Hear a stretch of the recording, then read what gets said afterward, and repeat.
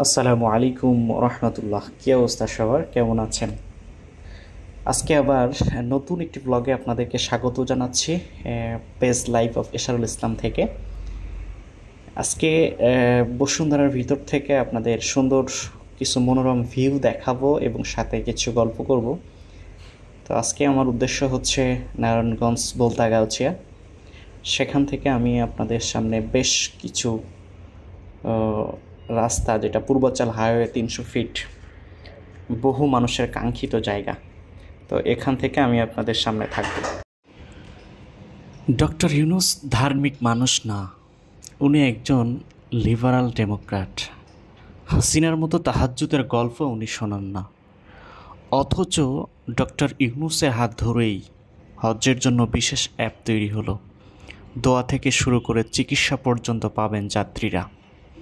এবারই প্রথম রমজানে সেহরি বা ইফতারে কারেন্ট গেল না। গ্রামের লোকজন যে কি আরাম পাইছে, তারাবি পড়ছে, তাহাজ্জুদ পড়ছে, চিন্তা করতে পারবেন না। রমজান পার হয়ে ঈদ চলে আসলো, বাজার স্টেবল। কত মানুষ যে কতজনকে ইফতার করাইতে পারছে, অথচ গতবার এটা কমাইতে হয়েছিল বহুগুণে। আজ ভাষণে ডক্টর মোহাম্মদ ইউনূস বললেন, ঈদে আত্মীয় স্বজনের কবর জিয়ারাত করবেন, শবে কদরও দেশের জন্য দোয়া করবেন, গরিব আত্মীয়দের সাহায্য করবেন। এই কথা বা কাজগুলো গত 15 বছর তথাকথিত তাহাজ্জুদ পড়া কওমি জননীর থেকে শুনতে পেয়েছিলেন? পান নাই। পেয়েছিলেন আমি সবাইকে খাওয়াই, সবাইকে ইফতার করাই, দেশে প্রচুর উন্নয়ন হচ্ছে, কোনো গরিব নাই, মিষ্টি কুমড়ার বেগুনি খান, রমজানে এত বেশি বেশি খান কেন, কম খান। সাথে তো তারাবি আর সেহরিতে লোডশেডিং ছিল ভয়ানক লেভেলের। ইভেন মসজিদের এসি চালাইতেও না করছিল গতবার। অথচ ডক্টর মোহাম্মদ ইউনূস নাকি ইসলাম বিরোধী, ইসলাম বিদ্বেষী, ডক্টর ইউনূস নাকি আমেরিকার দালাল, উনি নাকি লিবারাল। সে আসলে ইসলাম ধ্বংস হয়ে যাবে,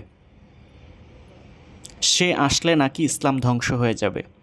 ফ্যাক্টিস, এত আরাম করে রমজান পালন এই দেশের মানুষ আগে করতেই পারে নাই।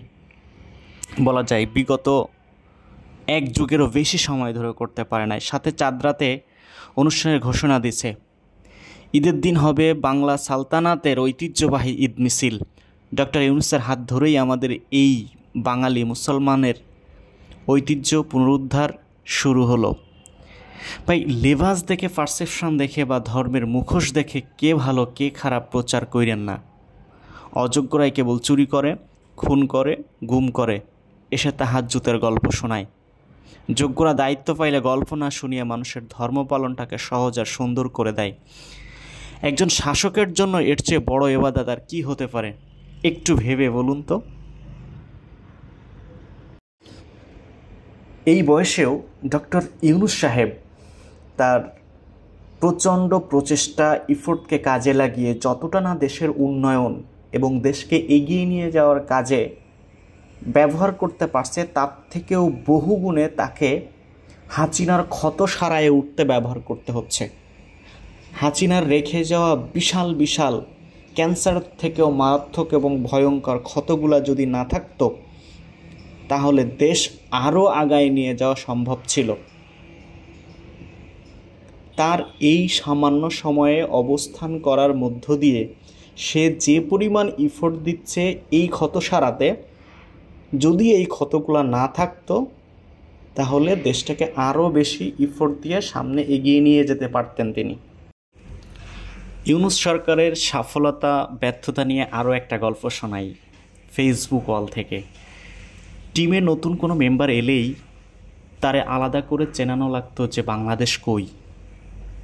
একটা অ্যাপল এর প্রোডাক্ট কিনলে সেখানে দেশ হিসেবে বাংলাদেশ নাই, ইভেন পাকিস্তান আছে কিন্তু বাংলাদেশ নাই। আপনার একটা প্রোডাক্ট নষ্ট হলে পাঠাতে হয় দেশের বাইরে। আপনার সেলের যে ঝামেলা তা তো আছেই। এই দেশে অ্যামাজন নাই, আলিবাবা নাই, যার কারণে কোনো কিছু শপিং করতে গেলে হয় দুনিয়ার ঝামেলা, বসে থাকা লাগে 1 মাসের মতো। বিকল্প হিসাবে কিছু কিনতে গেলে যেতে হয় দেশি কমার্সের কাছে। লাস্ট 2 বছরে বাংলাদেশের ই কমার্স ইন্ডাস্ট্রিতে চরম অধপতন হয়েছে। চলেন এবার কিছু আশার কথা বলি। ইন্টারনেট আন্তর্জাতিক গেটওয়ে লেভেলের দাম কমছে 10%। স্টার্লিং আসতেছে খুব তাড়াতাড়ি। বাংলাদেশ ইনভেস্টমেন্ট সামিট 2025-এ যোগ দিচ্ছেন টেলেনর, উবার, মেটা, জারা, স্যামসাংয়ের মতো প্রতিষ্ঠানের শীর্ষ কর্মকর্তারা। এর কারণে কি আমরা ম্যাজিকের মতো কোনো পরিবর্তন দেখতে পাবো? অবশ্যই না। কিন্তু একটা দেশের প্রযুক্তিগত স্ট্রাকচারকে শক্ত করতে হলে আপনাকে টেকনোলজি সহজলভ্য করতে হবে। আই রিপিট, একটা দেশের প্রযুক্তিগত স্ট্রাকচারকে শক্ত করতে হলে আপনাকে টেকনোলজি সহজলভ্য করতে হবে। Mind it. বাইরের বড় বড় ব্র্যান্ডকে এই দেশে বিনিয়োগ করার অবস্থা তৈরি করতে হবে। দুনিয়ার অপর প্রান্তের সাথে যোগাযোগ তৈরি করে দিতে হবে। এখানে এই স্টেপগুলো ডোমিনো এফেক্টের মতো কাজ করবে। আজকে স্যামসাং এলে কাল হয়তো গুগল আসবে। একটা পরিবেশ পরিস্থিতি তো আগে তৈরি করতে হবে নাকি? লোকালি আমরা এইসব প্রযুক্তি যত সহজলভ্য করতে পারবো তত নতুন নতুন কর্মসংস্থান তৈরি হবে। আমাদের দেশের অগণিত মেধাবী মানুষজন পুরো দুনিয়ার সাথে যুক্ত হবে। তখন বাংলাদেশকে চেনানোর জন্য 2-1 সেলিব্রিটি খোঁজা লাগবে না। দুনিয়ায় বাংলাদেশকে তার কাজের মাধ্যমে চিনে নেবে। আমি আগেও বলেছি, ইউনূস সাহেব ব্যবসা ভালো বোঝেন। এতে দুই পক্ষেরই লাভ। যতদিন আছেন উনি যা দিয়ে যাচ্ছেন সেটার সুফল আপনি সামনের দিনগুলোতে পাবেন। আগামী নির্বাচনের পর আপনি বারবার এই ইউনূস সরকারকেই মনে করবেন। বিশ্বাস না হলে লিখে রাখতে পারেন। ধন্যবাদ। দ্বিতীয় গল্পে।